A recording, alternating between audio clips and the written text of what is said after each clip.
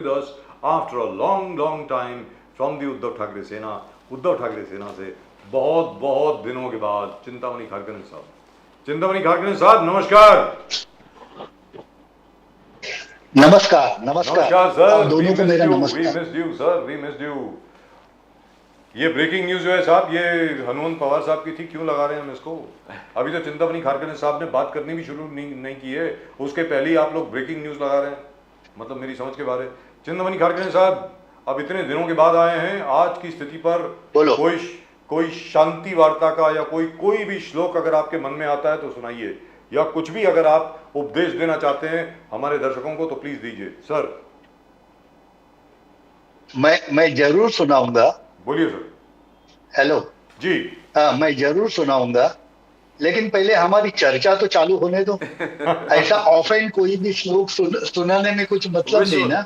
विश्व शांति के लिए सर, इजराइल में जिस प्रकार इतना घिनौना आतंकवादी हमला हुआ, उसको लेकर के मतलब सबका ये दिल दहला देने वाली जो चीज है, मतलब मेरी तो समझ में नहीं आ रहा कि ये कोई आदमी ऐसा कर कैसे सकता है. बच्चों को मारना, अधेड़ उम्र के लोगों को मार देना, किस किस्म की ये अंदर से किस किस्म का ये चरित्र है लोगों का, बड़ा अजीब लगता है.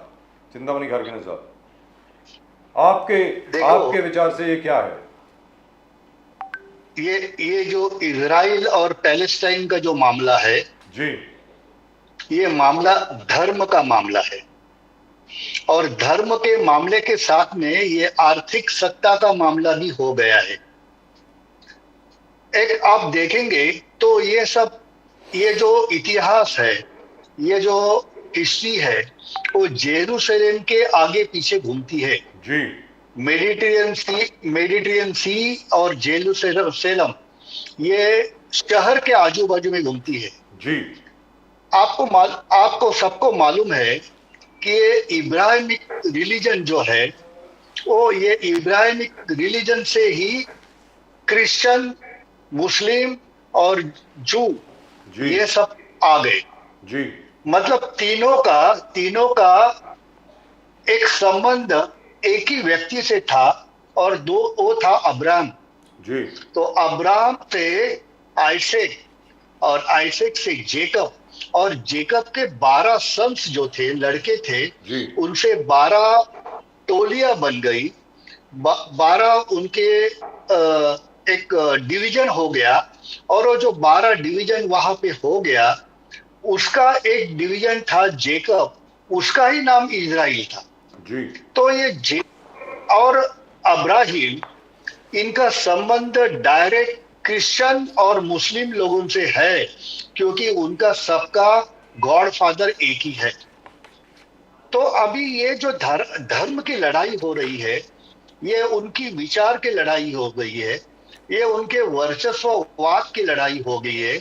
इसके लिए वर्चस्ववाद को जब भी पैसे का एक किनारा हो जाता है, पैसे का एक उसको एंगल आ जाता है, तो वो लड़ाई बहुत बड़ी हो जाती है. जी. इसके लिए धर्म सत्ता और राज सत्ता दोनों एक साथ में जब चलेगी, तभी मुश्किलें बढ़ती है.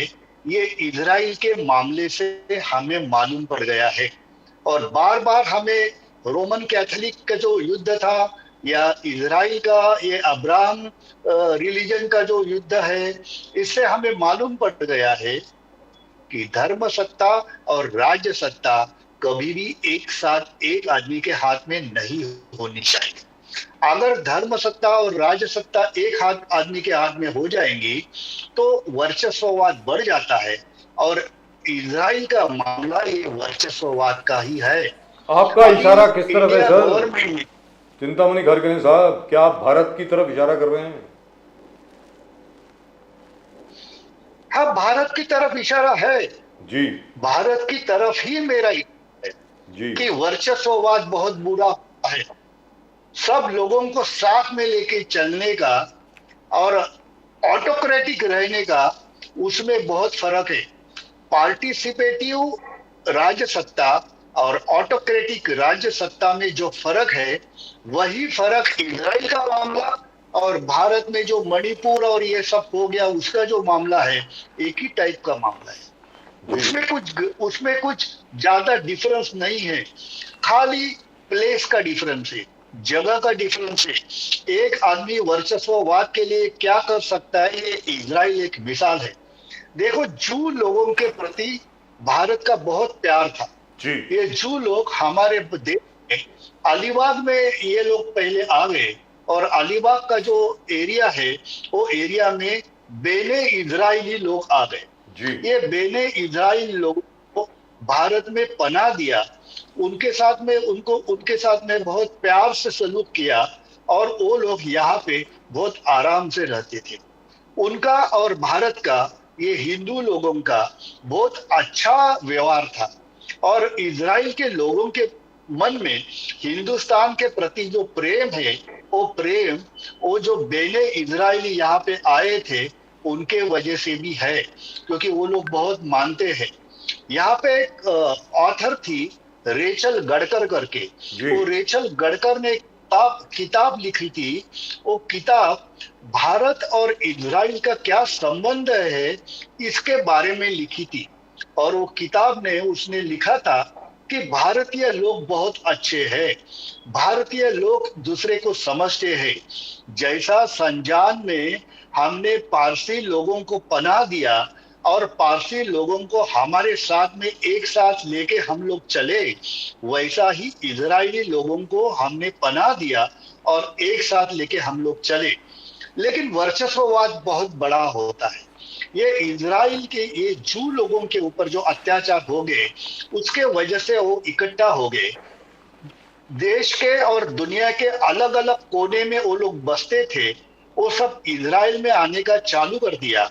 और उन्होंने क्या किया, जैसे गुजराती लोग मुंबई में जमीन और महाराष्ट्र में जमीन परचेस करके अपना वर्चस्ववाद करना चाहते हैं, वैसा ही इजरायली लोगों ने वो जो पैलेस्टाइन और जेरूसलम का आजू बाजू का जो प्रदेश है, एक गाजा पट्टी छोड़ के बाकी जगह पे उन्होंने जमीन परचेस करने का चालू कर दिया, और वहां से उनका वर्चस्ववाद शुरू हो गया। एक तो ये इंटेलिजेंट जमात है, इनके पास ब्रेन अच्छा है, और इनके पास काम करने का तरीका भी अच्छा है। बहुत सारे साइंटिस्ट जू है, और ये उनके पास इंटेलिजेंस होने की वजह से अपने इंटेलिजेंस का उपयोग उन्होंने वर्चस्ववाद के लिए किया। भारत में भी वही हो रहा है। भारत में इजराइल और भारत में फर्क कुछ नहीं है। उनकी मानसिकता और भारत की मानसिकता एक है, लेकिन हमारा जो परराष्ट्रीय धोरण है, हमारी जो परराष्ट्रीय नीति है, वो नीति कोई भी आदमी दूसरे के जमीन के ऊपर कब्जा करने का भारत को मंजूर नहीं था। इसके लिए भारत ने पैलेस्टाइन को, नेहरू जी के टाइम से भी पैलेस्टाइन को भारत ने समर्थन किया। लाल बहादुर शास्त्री ने भी समर्थन किया, अटल बिहारी वाजपेयी ने भी समर्थन किया, और अभी हमारी तकदीर अच्छी है कि हमारे जो प्राइम मिनिस्टर है उन्होंने भी पैलेस्टाइन को समर्थन किया, और उन्होंने कहा कि हमास ने जो उनके ऊपर अत्याचार किए हैं, जो कत्ल किया है, जो अटैक किया है, उसकी हम कड़ी निंदा करते हैं। लेकिन ये जो पैलेस्टाइन है, ये पैलेस्टाइन अरबों का ही है। पैलेस्टाइन लोगों के ऊपर इजराइल अपना हक नहीं बना सकते हैं। 1923 का जो ट्रीटी था, और साल मुझे एग्जैक्ट मालूम नहीं है, भूल गया मैं, लेकिन वो जो ट्रीटी था उसमें का, वो ट्रीटी में जो इजराइल का एरिया था और आज का 23 का इजराइल का एरिया है, वो एरिया में जमीन आसमान का फर्क है। 90% ऑफ एरिया इजराइल ने एक्वायर किया है, और ये जो अरब लोग हैं उनको गाजा पट्टी में ढकाल दिया है। एक साथ में गाजा पट्टी में उनको डाल के, मतलब वो गाजा पट्टी बोलेगा तो एक तरफ से उनका प्रिजन हो गया। पानी इजराइल के मर्जी से मिलता है, इलेक्ट्रिसिटी इजराइल के मर्जी से मिलता है, खाना इजराइल के मर्जी से मिलता है। ये सब गाजा पट्टी में होने की वजह से वो लोग भी रिबेल हो गए और हमास पैदा हो गया। और ये हमास जब भी पैदा होता है, एक्सट्रीमिस्ट तभी पैदा होता है। हम जरूरत से ज्यादा किसी के ऊपर अत्याचार करते हैं तो एक्सट्रीमिस्ट पैदा होते हैं। जैसे एक्सट्रीमिस्ट जू के ऊपर अत्याचार होने की वजह से पैदा हो गए, वैसे इधर अभी हमास भी पैदा हो गया। इसके लिए ये जो अत्याचार करने की मानसिकता है, इसके पीछे धर्म रहता है। मैं बड़ा, मेरा धर्म बड़ा, मेरा विचार बड़ा, मैं जो कहता है वही सही है। ये जो हमारी हमारी जो नीति रहती है, वो नीति के वजह से सोसाइटी में, समाज में अशांति फैलती है। खरगन साहब, लेकिन ये हो रहा है आज की तारीख में सोशल मीडिया पर स्पेशली, जान जान के मुसलमानों को टारगेट किया जा रहा है, जान जान के, कि देखिए हामस ने क्या किया, वो किया। तो मैं आपसे जानना चाहता हूं, मतलब भारत के लिए तो खतरा है ना ये, मतलब क्यों कर रहे हैं हम लोग ऐसा? खरगन साहब, भारत के बहुत ज्यादा खतरा है। हम लोग इजराइल को सपोर्ट इसके लिए करते हैं कि इजराइल मुसलमानों के खिलाफ लड़ते हैं। और ये लोगों को मालूम नहीं है कि क्रिश्चियन होने दो, मुस्लिम होने दो, नहीं तो जू होने दो, सबका बाप एक ही था एक जमाने में। इसके लिए ये अब्राहमिक रिलीजन है, ये हमारे लोग भूल जाते हैं। और इसके लिए सिर्फ वो लोग मुसलमानों के, इस्लाम के खिलाफ लड़ते हैं, इसके लिए हम लोग इजराइल को सपोर्ट कर रहे हैं। ये गलत बात है। भारत का धोरण है ये अलपतितावाद, बोलेगा तो अलिप्त रहने का, मतलब आइसोलेशन में रहने का। हम किसी का साइड नहीं लेंगे, हम किसी को सपोर्ट नहीं करेंगे। इसके लिए 2 महायुद्ध हो गए, लेकिन भारत के ऊपर कुछ आंच नहीं आई। ब्रिटिश कॉलोनी थी, तभी भी भारत थोड़ा अलिप्त ही था। भारत के जो नेतागण थे वो भी अलिप्त थे। किसी ने ऐसा स्टेटमेंट नहीं किया कि भारत के खिलाफ कोई उठे और भारत के ऊपर अत्याचार करे या आक्रमण करे। आज की तारीख में अगर ये लोग कुछ भी कहते हैं तो भी गवर्नमेंट ने जो स्टैंड लिया है वही स्टैंड मैं सही समझता हूं। हमको आइसोलेशन में रहना चाहिए, हमको तराजू हाथ में लेके चलना चाहिए। हमको कौन गलत है, कौन गलत नहीं है, इसके बारे में नहीं बोलना चाहिए। अगर थर्ड वॉर हो जाएगा तो भारत के भूमि में नहीं होना चाहिए। इसके लिए हमें आज से कुछ स्टेप्स उठाने चाहिए। इसके लिए ये जो वॉर है, ये वॉर से हमें अपने आप को अलग करना चाहिए। खरगानी साहब, आपको आज बहुत बड़ा रिलीफ मिला। Supreme court has pulled up the Maharashtra government. The Supreme Court very harshly said that you are disobeying the Supreme Court's orders. उन्होंने स्पीकर को बोला कि मंडे को you give me a timeline, file an affidavit with timeline is concerned, time frame कब तक आप solve करोगे। क्या आपको लगता है अभी पूरे जितने उद्धव बाला साहब ठाकरे सेना है, सब सीनियर नेता ने आलोचना करना शुरू कर दिया। संजय राउत जी ने आलोचना किया, अनिल परब जी ने आलोचना किया, अनिल देसाई, हर व्यक्ति कहता है कि now things will fall in place, speaker will be forced to top the Supreme Court, and everybody appreciated Supreme Court's जिस प्रकार से आज पुल अप किया है महाराष्ट्र गवर्नमेंट को। तो do you think that they were deliberately delaying the entire process? कारखानी साहब, क्या दिख रहा था कि deliberate डिले है, ये तो साबित हो गया है। डेलिबरेट डिले है, ये सुप्रीम कोर्ट को आज मालूम पड़ गया क्या? मैं तो बोलता हूं justice delayed is justice denied. अगर जस्टिस डिले हो रहा है तो इसका मतलब जस्टिस नहीं देने का है, और हमें जस्टिस चाहिए।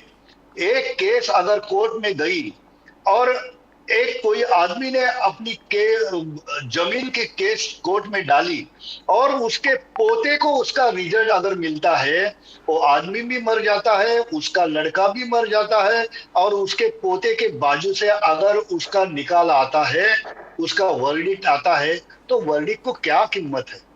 वर्डिक्ट को कौन देखेगा? तो अभी ये लोग इतना 1.5 साल निकालने के बाद में और भी कैसा भी करके 6 महीना खींचेंगे, मतलब उनका टर्म पूरा करेंगे, और टर्म पूरा करने के बाद कोई भी डिसीजन आने दो, आखिर में इलेक्शन को तो उनको सामना करना ही है। तो इसके लिए उनको अपने जगह के ऊपर राज करने के लिए, रखने के लिए ये सब नाटक चल रहा है। कोर्ट में कोई भी जाता है, कोई भी कोर्ट में रिव्यू पिटीशन डालता है, और रिव्यू पिटीशन डालने के बाद वापस कोर्ट कुछ टाइम लेती है, और वापस वही मामला असेंबली के प्रेसिडेंट के पास जाता है। ये गलत चल रहा है, ये जस्टिस नहीं है। हम तो नाराज है इसके ऊपर, ये हमें ठीक नहीं लगता। फिर भी हमें आशा है कि ये देश में न्यायपालिका करके कोई होगी और रहेगी, और इसके लिए सुप्रीम कोर्ट के ऊपर अभी भी हमारा भरोसा है। सुप्रीम कोर्ट ने जो अभी उनके ऊपर क्रिटिसिज्म किया है, वो क्रिटिसिज्म देके हमारी आशा पल्लवित हो गई है। हमें ऐसा लगता है कि अभी इनको कुछ न कुछ करना पड़ेगा, और ये सब जनता देख रही है। जनता को मालूम पड़ रहा है कि ये डिले टैक्टिक्स की वजह से हमको कितना तकलीफ होता है, और ये राज्य में, ये स्टेट में कितना तकलीफ हो रही है, ये सब जनता देख रही है। यहाँ पे राज्य करने का इनका जो तरीका है, ये उनका सत्ता बचाने का ही तरीका हो गया है। ये लोग सत्ता का उपयोग जनता के भले के लिए नहीं कर रही है, अपने आप को प्रोटेक्ट करने के लिए कर रही है। इसके लिए कुछ भी ऐलान करने का, कुछ भी डिक्लेयर करने का, वो सही है, गलत है, और उनको और जनता को दिखाने का कोशिश करने का कि हम लोग अच्छा कर रहे हैं, हम तुम्हारे लिए काम कर रहे हैं, ये सब गलत बात है। जनता समझ रही है। काकड़े साहब, आज आदित्य ठाकरे जी ने आलोचना किया ये सरकार का, एकनाथ शिंदे जी सरकार का। उन्होंने कहा घटने बाहर का सरकार है, जो रेगुलरली बोलते हैं, बोले ये कॉन्ट्रैक्टर बिल्डर सरकार है, ये मुंबई एंटी महाराष्ट्र सरकार है। आदित्य ठाकरे जी ने कहा कि कैसे मेट्रो रेल, जो मेट्रो प्रोजेक्ट्स है, उसमें सिनर्जी के माध्यम से कांचुरमार्ग अलग बना रहे, कहीं और अलग बना रहे आरे में, तो ये सब सिनर्जाइज करके हजारों करोड़ रुपया बचा सकता है। बट इस सरकार को, इस महाराष्ट्र का पैसा बचाना नहीं है, इस सरकार को टोटल करप्शन में डूबा। आदित्य ठाकरे जी ने आगे जाके बोला ये 100% करप्ट सरकार है। बोले कि 40% सरकार जो कर्नाटक का था, बीजेपी सरकार को लोगों ने ठुकरा दिया था, मगर ये 100% करप्ट सरकार है। इसको the people of Maharashtra are going to throw them out. ये बहुत बड़ा स्टेटमेंट है करकरी साहब, very very serious allegations on the CM. देखो, ये सरकार करप्ट है, सिर्फ करप्ट नहीं है, ये सरकार मन से भी काला सरकार है। मतलब उनकी नीयत भी ठीक नहीं है। महाराष्ट्र सरकार जब भी फॉर्म हो गया, आघाड़ी सरकार जब भी फॉर्म हो गया और फडणवीस को सत्ता से बाहर जाना पड़ा, तभी से फडणवीस ने क्या किया कि 40,000 करोड़ रुपया केंद्र सरकार को जीएसटी का वापस कर दिया, जिसके ऊपर महाराष्ट्र का अधिकार था। मतलब 24 घंटे का भी सरकार उनका होने दो, 24 घंटे में भी ऐसे डिसीजन लेते हैं कि जो महाराष्ट्र के लोगों के ऊपर अन्याय करने वाले होते हैं। इनके हर एक डिसीजन में आप देखो, ये जाति जाति में झगड़ा लगाने का, ये धर्म में झगड़ा लगाने का, जितना भी पैसा है वो अलग अलग तरीके से केंद्र को या गुजरात स्टेट को मदद हो गई, ऐसी तरह से महाराष्ट्र स्टेट चलाने का ये तरीका बहुत गलत है। और मराठी मानुस के ऊपर अत्याचार और अन्याय करने का ये एक तरीका है, ये हमें मंजूर नहीं। ये जो फडणवीस करके जो अभी ये पॉलिटिक्स कर रहा है, उनके मन में महाराष्ट्र के प्रति बिल्कुल प्यार नहीं, क्योंकि विदर्भ सेपरेट करने का उनका जो मंसूबा है, उनकी ये इच्छा है, वही इच्छा मन में लेकर वो लोग चल रही है। मतलब महाराष्ट्र को तोड़ो फोड़ो, महाराष्ट्र को वीक करो और महाराष्ट्र का सत्यानाश करो और सिर्फ अपना ही वर्चस्ववाद यहाँ पे रखो। ये जो उनका तरीका है, ये तरीका महाराष्ट्रियन लोगों को बिल्कुल मंजूर नहीं। कारखानी साहब, बीच में अभी आप फडणवीस साहब के कहा, फडणवीस साहब ने बोले एक कार्यक्रम कॉन्क्लेव में कहा कि मैं आपको और उजागर करता हूं, शरद पवार साहब ने ही बोला था कि यहाँ पर राष्ट्रपति शासन लगाओ, और वो लेटर मैंने अपने घर में ड्राफ्ट किया था, पवार साहब ने खुद करेक्शन उसमें कर दिया, मैं करेक्शन भी करके उस चीज को, तो बार बार ये फिर उद्धव जी, फिर आज सुनील तटकरे जी बोले कि उद्धव जी प्राइम मिनिस्टर मोदी से मिले थे और तभी उनका मन में था कि हम लोग बीजेपी के साथ जाना चाहते। तो अलग अलग जिस प्रकार से एक वातावरण पूरे महाराष्ट्र में बन रहा है, कंफ्यूजन, हर चीज, तो इसको आप कैसे देखते हो कि पवार साहब ने ऐसा किया, पवार साहब ने खंजेर कभी घुसा दिया, कभी उद्धव ठाकरे जी ने खंजेर घुसा दिया, तो फडणवीस साहब का ये अलग अलग स्टेटमेंट और बार बार हर कॉन्क्लेव में नया रेवलेशन करते हैं, नया कुछ इंफॉर्मेशन दे देते हैं, इसको कैसे देखते हो आप? इसको मैं ऐसा देखता हूं कि जनता को गुमराह करने के लिए अलग अलग चीज के ऊपर वो लोग टीवी के ऊपर न्यूज दे रहे हैं। जैसा कि टीवी के ऊपर 4-5 दिन से, एक हफ्ता से चल रहा था कि हमारा जो हेल्थ सिस्टम है, हमारा जो हॉस्पिटल्स है, वो हमारा जो हेल्थ डिपार्टमेंट है, वो बहुत गलत तरीके से चला रहे हैं ये लोग, और लोग मर रहे हैं, बच्चे मर रहे हैं, और टीवी ने ये न्यूज चलाने का चालू कर दिया। टीवी का ये न्यूज रोकने के लिए उसने वाघनख लंदन से लाने का किस्सा निकाला, उसके बाद में वो टोल का किस्सा निकाला, और ऐसा अलग अलग पॉइंट्स और मुद्दे निकाल के हमारा जो असली मुद्दा है कि जिसमें लोगों की हालत खराब हो रही है, ये जो मुद्दा है, वो मुद्दा दबाने के लिए ये मीडिया को मजबूर कर दिया।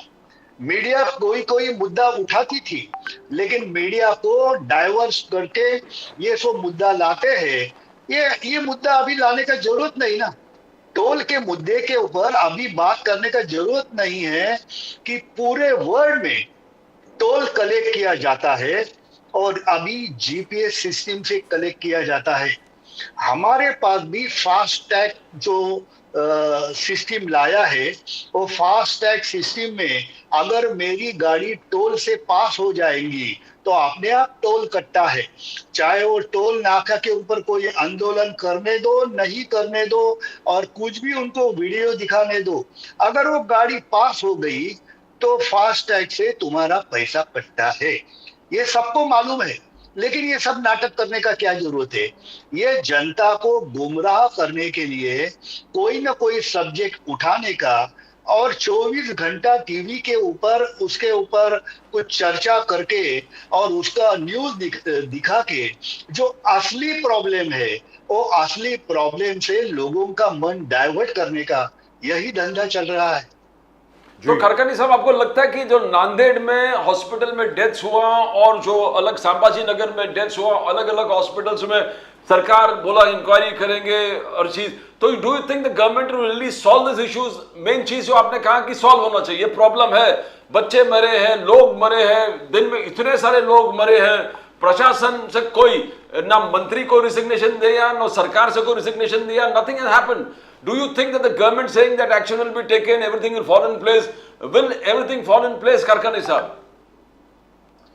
ये गवर्नमेंट का ऊपर ना अभी जनता का विश्वास है ना हमारा विश्वास है। हमारा तो विश्वास पहले से ही नहीं था। बहुत अच्छा हो गया ये सरकार नहीं थी जब ये महाराष्ट्र में कोरोना था। अगर कोरोना के टाइम में ये हेल्थ मिनिस्टर और ये अगर सरकार रहती थी तो लाशों का ढेर यहाँ पे लगता था, क्योंकि उनको मालूम नहीं, वही डॉक्टर जो कोरोना काल में काम कर रहे थे, वही डॉक्टर से आज ये लोग काम नहीं ले सकते। वो रीजन उनको ही मालूम है, क्योंकि भ्रष्टाचार इतना जड़ तक पहुंच गया है कि भ्रष्टाचार के वजह से कोई भी सिस्टम ठीक से नहीं चलती, चाहे वो रेवेन्यू डिपार्टमेंट होने दो, चाहे वो ट्रांसपोर्ट डिपार्टमेंट होने दो, चाहे वो हेल्थ डिपार्टमेंट होने दो, चाहे वो लॉ एंड ऑर्डर होने दो। इसके लिए कोई भी डिपार्टमेंट के ऊपर उनका कंट्रोल नहीं होने की वजह से ये आज महाराष्ट्र की हालत हो गई है।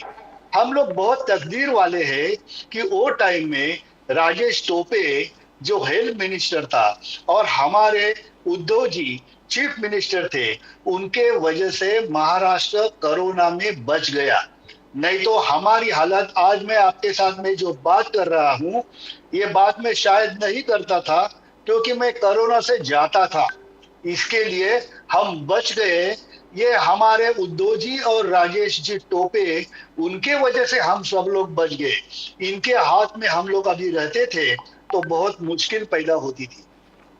तो आज आपको लगता है कि आज दादा बुस्से उनके राज ठाकरे जी के घर पे गए, टोल टैक्स पर 15 दिन का टाइम दे दिया और कहा कि 4 मिनट से ज्यादा है तो टोल भरना नहीं है, और फैसिलिटीज दे देंगे, जहां टोल नाका है वहां पर रेस्ट रूम के फैसिलिटी देंगे, एम्बुलेंस रहेगा, मेडिकल रूम। तो ये चीज सब अभी उजागर करके आ रहे। तो ये 5 रुपया जो बढ़ा दिया, और फिर फडणवीस साहब का कोई वीडियो चल रहा है कि बोले कि छोटे vehicles, private vehicle, 4 wheeler tax नहीं देना है।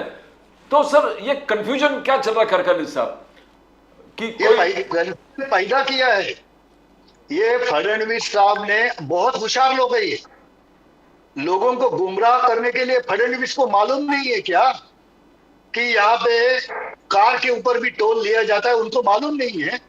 सबको सब मालूम है, लेकिन ऐसा बोला गया कि हम कार के ऊपर टैक्स नहीं लेंगे, नहीं लेने का हमारा इरादा है। फिर वो क्यों ले रहे हैं? इसके ऊपर बहस, उसके ऊपर आंदोलन, और उसके ऊपर एक नया विचार और नया इशू लाके लोगों को गुमराह करने का यही धंधा चल रहा है।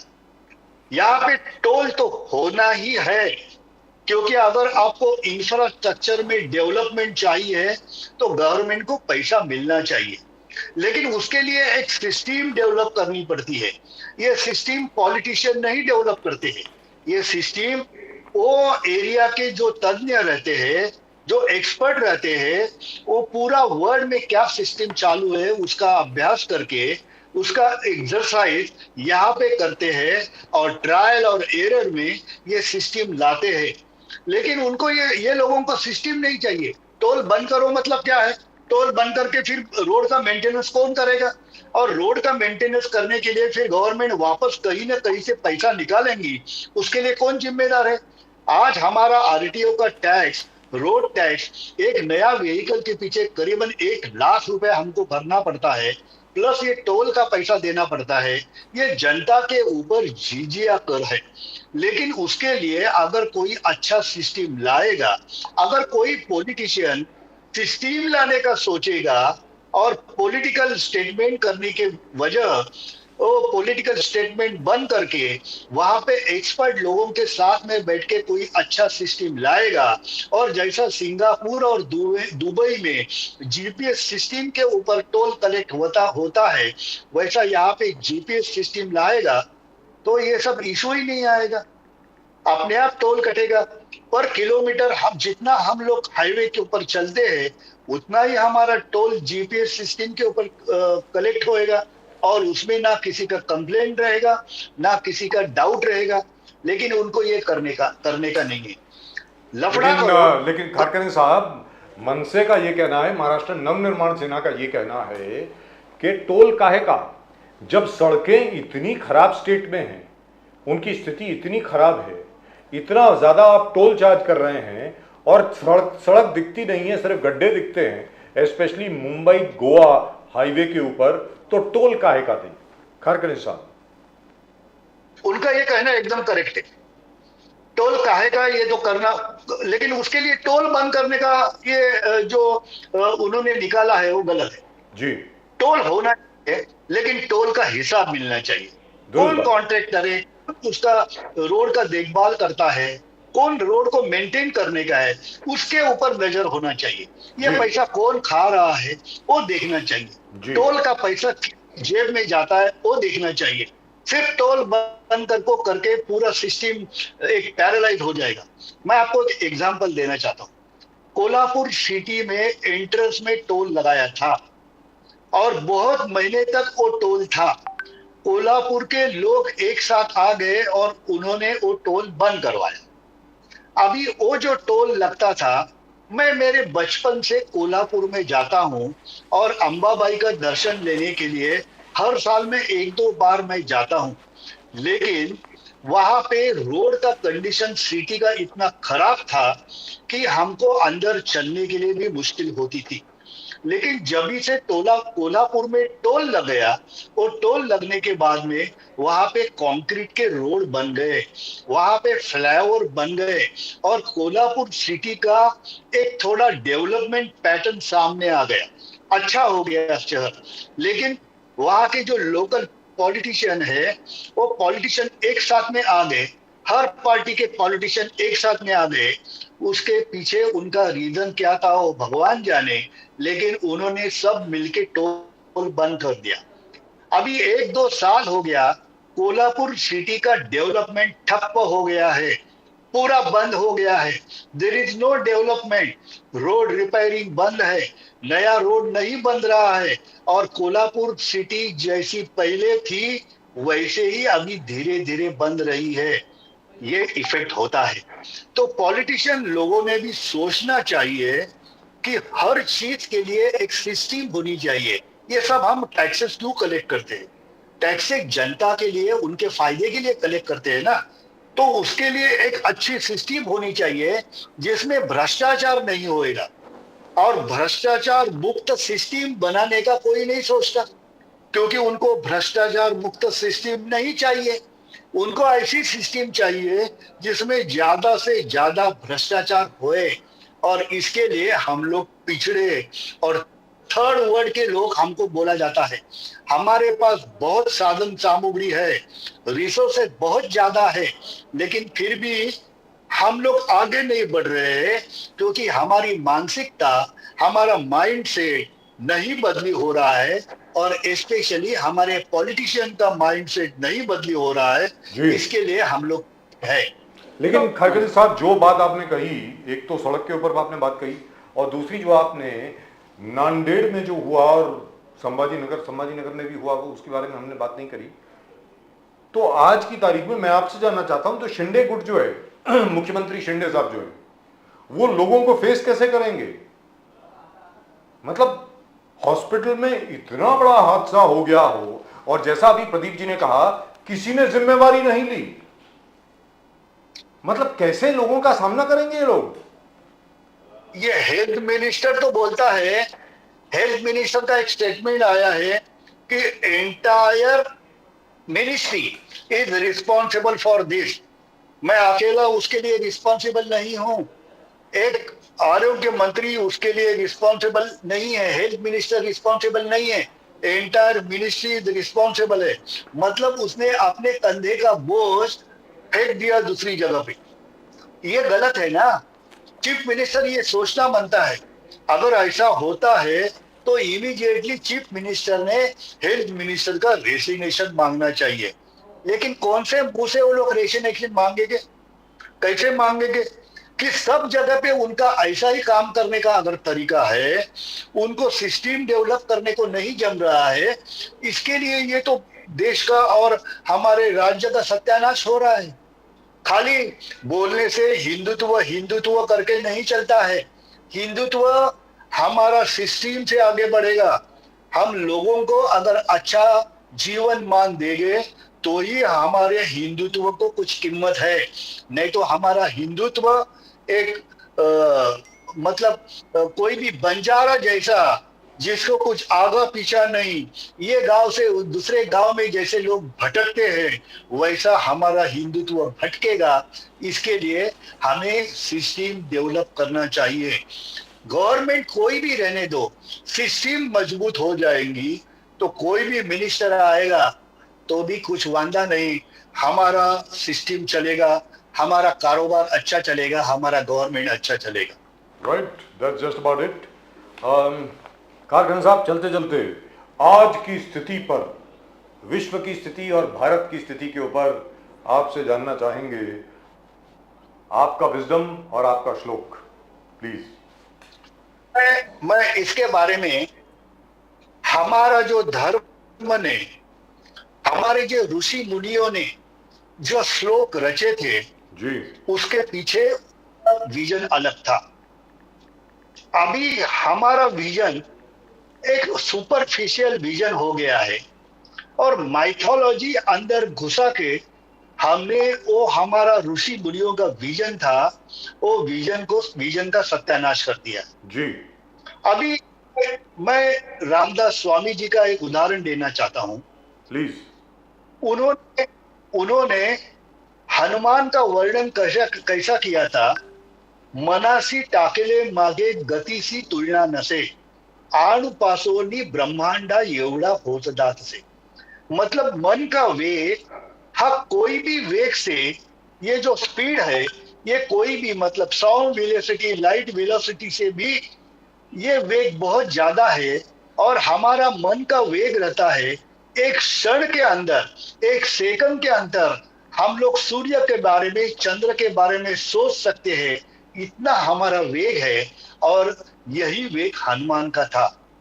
आणुपासोनी ब्रह्मांडा एवढा होतदा तसे, मतलब 350 साल पहले रामदास स्वामी जी को पदार्थ का सबसे छोटा कण, पार्टिकल, अणु, इसके बारे में उनको मालूम था।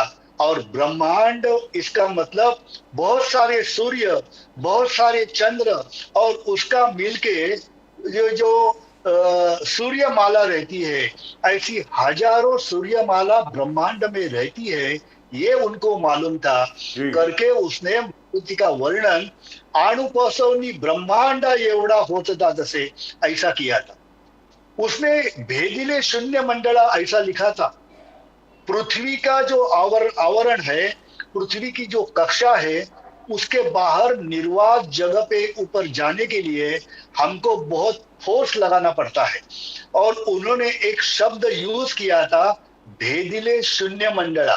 शून्य मंडल मतलब जहां पे कुछ नहीं है ऐसी जगह, मतलब निर्वात जगह, पृथ्वी के आवरण के बाहर, पृथ्वी की कक्षा के बाहर कुछ नहीं है, निर्वात जगह है, कुछ नहीं है, ये उनको मालूम था 350 साल पहले। उसके लिए उसने शून्य मंडल शब्द वापर किया। और उसने और एक वर्ड वापर किया कि भेदिले शून्यम। भेदिला मतलब पृथ्वी के कक्षा के बाहर जाने के लिए एक अलग से फोर्स लगता है, बहुत बड़ी ताकत लगती है। और उसके लिए उसने एक शब्द वापर किया, भेदिले शून्य मंडला। शून्य मंडल भेदना होता है, जाना नहीं होता है, ताकत से बाहर जाना बनता है। मतलब हमारे जो ऋषि मुनि थे, उन्होंने जो लिखा है वो खाली मारुति स्तुति बोलेगा माइथोलॉजी के लिए नहीं लिखा है। उसके पीछे एक तत्वज्ञान था, उसके पीछे एक साइंस था, उसके पीछे एक सोच थी। हम लोग को सोच के छोड़ के बाकी सब लोग लेते हैं और आगे बढ़ते हैं।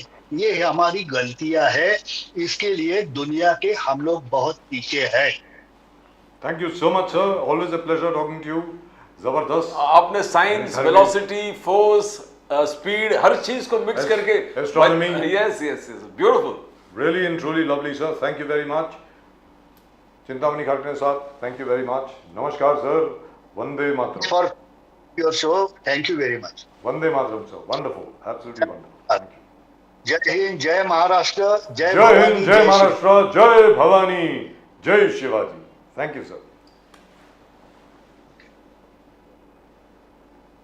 He That was can nice. speak endlessly on any subject. That was nice. That was very, very nice. But he speaks with a lot of sense. I mean, lot, he makes, that's he what makes I a said. lot of sense. Now, Indo-Israel relationship पे करीबन 15 minute बोले. No, he can speak. And No, very even the few last thing. people know about the Bene Israel. बिल्कुल sir. The Bene Israel means sons of Israel. Exactly. And the Bene Israel is the Indian Jewish community which is here, including say people like David Sassoon. जो Sassoon dock है उन्हीं के नाम पे है, Sassoon library उनके नाम पे है, ससून बिल्डिंग डेविड ससून उनके नाम पे है, डेविड ससून सिनेगॉग उनके नाम पे है. अभी ससून हॉस्पिटल जहाँ से वो जी. ड्रग माफिया भाग गए थे जी, पुणे में. that's right. Yes sir. And after that they settled down in Pune, they settled down in Nashik, they settled down in various places, built synagogues and everything else. And India is the only region, by the way, India is the only country, by the way, that the Jews were never persecuted. They were always very, very happy here and they prospered here. सिर्फ हिंदुस्तान में और कहीं नहीं, याद रखें. But when Israel was created, quite a few people decided we should go back to the homeland. Because after all, during the Passover feast, what do they say? What do the Jews say? Next year in Jerusalem. That's what they say. So, or next year in the Holy Land. So, yeah, there was a dream in 1948, a dream realized after over 2,000 years, the Jews got their own homeland and they went back to it. And that place has never seen peace and unlikely to see it either. Always in a state of war. Always in a state of war. There's something about that land, that soil, which demands blood, right from the time of Joshua up till today. You've always seen battles in that area. Right, to come back